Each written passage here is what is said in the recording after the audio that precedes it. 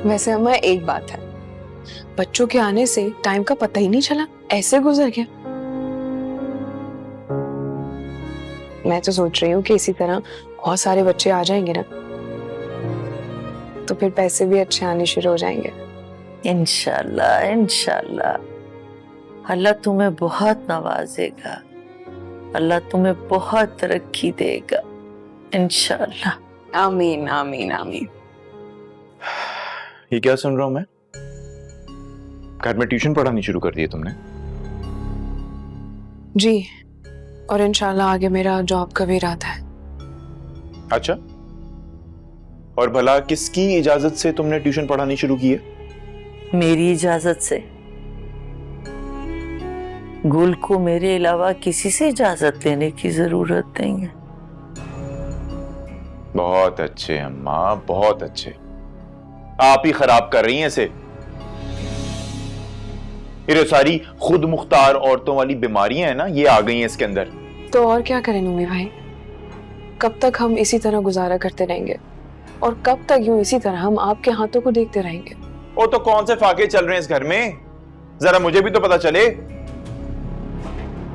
तुम सिर्फ और सिर्फ मोहल्ले में मुझे नीचा दिखाने की खातिर ना गुल बच्चों को टके टके पे ट्यूशन पढ़ाती फिर रही हो, और ये मैं बर्दाश्त नहीं करूंगा, बता रहा हूं तुम्हें। फाके ही चल रहे हैं, और आप तो ऐसे बोल रहे हैं जैसे आपको पता ही नहीं।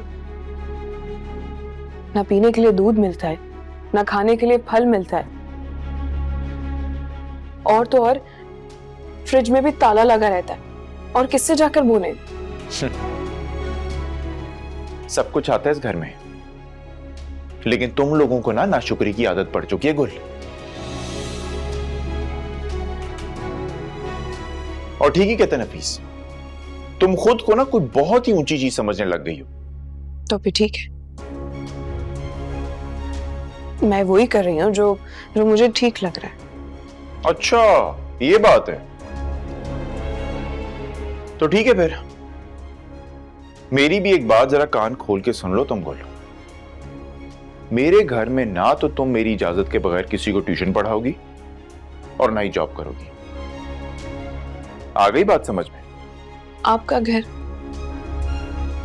आप भूल रहे हैं कि ये घर मेरे नाम पर है, और मैं जब चाहूं मैं इस मिल्कियत का दावा कर सकती हूँ। देखिए ड्रामा सीरियल इश्क तुमसे हुआ, पीर से जुमेरात रात 9 बजे, सिर्फ ग्रीन एंटरटेनमेंट पर।